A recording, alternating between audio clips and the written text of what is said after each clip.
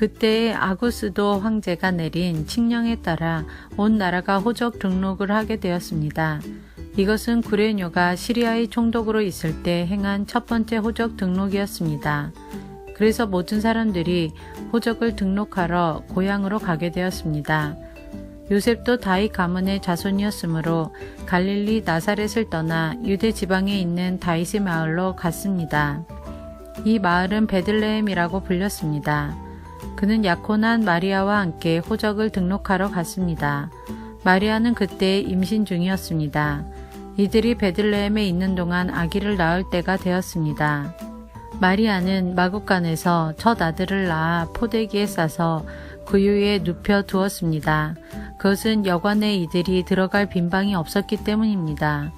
그 근처 들판에서 목자들이 밤에 양떼를 지키고 있었습니다. 주님의 천사가 갑자기 이들 앞에 나타났습니다. 주님의 영광이 그들을 둘러 비추자 이들은 몹시 두려워하였습니다. 천사가 그들에게 말했습니다. 두려워 마라, 보아라. 모든 백성을 위한 큰 기쁨의 소식을 가지고 왔다. 오늘 다윗의 마을에 너희를 위하여 구세주께서 태어나셨다. 그는 곧 그리스도 주님이시다. 포대기에 쌓여 구유에 누워있는 아기를 볼 것인데 이것이 너희에게 주는 증거이다. 갑자기 그 천사와 함께 많은 하늘 군대가 나타나 하나님을 찬양하였습니다. 높은 곳에서는 하나님께 영광, 땅에서는 하나님께서 기뻐하시는 사람들에게 평화. 천사들이 목자들에게서 떠나 하늘로 사라지자 목자들이 서로 말했습니다. 베들레헴으로 어서 가서 주께서 우리에게 알려주신 일이 일어났는지 확인합시다. 이들은 서둘러 가서 마리아와 요셉 그리고 구유에 누인 아기를 보았습니다. 목자들이 확인하고 이 아이에 대하여 자기들이 들은 것을 그들에게 이야기해 주었습니다. 목자들의 말을 듣고 사람들은 모두 놀랐습니다. 그러나 마리아는 이 모든 말을 마음속에 소중히 간직하였습니다.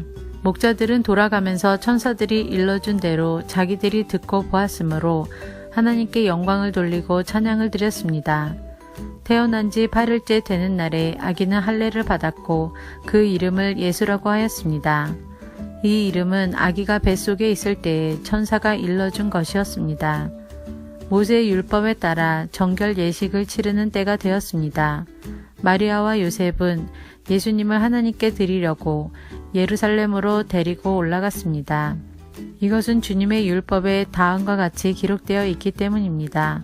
첫 번째 태어나는 모든 남자아이는 하나님께 거룩한 자로 불릴 것이다.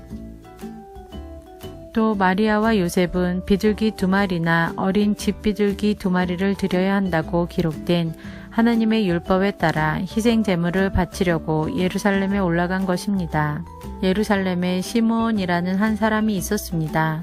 이 사람은 의롭고 경건한 사람으로서 하나님께서 이스라엘을 위로하실 때를 기다리고 있었습니다. 성령께서 이 사람과 함께 하셨습니다. 성령께서 시므온에게 주 그리스도를 보기 전에는 결코 죽지 않을 것이라는 계시를 주셨습니다. 시므온은 성령으로 충만해져서 성전으로 왔습니다. 마침 마리아와 요셉이 율법의 규정대로 행하기 위해 어린 예수님을 성전으로 데리고 왔습니다. 시므온이 아이를 팔에 안고 하나님께 찬양하였습니다. 주님, 이제 주님의 종을 주님의 말씀대로 평화롭게 떠날 수 있게 하셨습니다. 제 눈으로 주님의 구원하심을 보았습니다. 주님께서 이 구원을 모든 백성들 앞에 마련해 주셨습니다. 이는 이방 사람들에게는 계시의 빛이며 주님의 백성 이스라엘에게는 영광입니다. 예수님의 아버지와 어머니는 시므온이 예수님에 대하여 말하는 것을 듣고 매우 놀랐습니다. 시므온은 그들을 축복하고 아이의 어머니 마리아에게 말했습니다. 이 아이는 이스라엘의 많은 사람들을 넘어지게도 하고 일어서게도 할 것입니다. 또한 사람들의 비난을 받는 표적이 될 것입니다. 이 일 때문에 많은 사람들의 마음에 있는 생각이 드러날 것입니다. 그러나 당신의 마음은 칼로 쪼개듯이 아플 것입니다. 또 여자 예언자가 있었습니다. 이 사람은 아셀 지파의 바누엘의 딸인 안나였습니다. 그녀는 나이가 많았습니다. 결혼하고 7년 동안을 남편과 살았는데 그 후로 과부가 되어 84세가 되었습니다. 그동안 한 번도 성전을 떠나지 않고 밤낮으로 금식과 기도를 하여 하나님을 섬겼습니다. 바로 그때 그녀가 와서 하나님께 감사를 드리고 예루살렘의 구원을 기다리는 사람들에게 이 아이에 대해 이야기하였습니다. 아이는 주님의 율법에 따라 모든 일을 다 마치고 갈릴리에 있는 고향 나사렛으로 돌아왔습니다. 아이는 점점 자라고 튼튼해졌으며 지혜도 많아졌습니다. 하나님의 은혜가 아이와 함께 하였습니다. 해마다 6월절이 되면 예수님의 부모는 예루살렘으로 올라갔습니다. 예수님이 12살이 되었을 때에도 6월절 관습을 따라 예루살렘으로 올라갔습니다. 6월절이 끝나고 집으로 돌아오는데 소년 예수님은 예루살렘에 남아 있었습니다. 하지만 부모들은 이 사실을 몰랐습니다. 단지 그들은 예수님이 일행들 속에 있을 것으로만 생각하고 있었습니다. 그렇게 하루 정도 길을 간 후 요셉과 마리아는 예수님을 친척들과 친지들 가운데서 찾기 시작했습니다. 그러나 예수님을 발견하지 못하자 예수님을 찾으러 다시 예루살렘으로 되돌아갔습니다. 3일 뒤에 그들은 성전에서 예수님을 발견하였습니다. 예수님은 성전에서 율법학자들 사이에 앉아서 듣기도 하고 묻기도 하면서 계셨습니다. 그의 이야기를 듣는 모든 사람들이 예수님의 슬기와 대답에 놀라워했습니다. 예수님의 부모도 그를 보고는 매우 놀랐습니다. 어머니가 말했습니다. 아들아, 왜 이렇게 하였느냐? 내 아버지와 내가 걱정하며 너를 찾아다녔다. 그때 예수님께서 대답했습니다. 왜 저를 찾으셨습니까? 제가 아버지 집에 있어야 할 것을 모르셨습니까?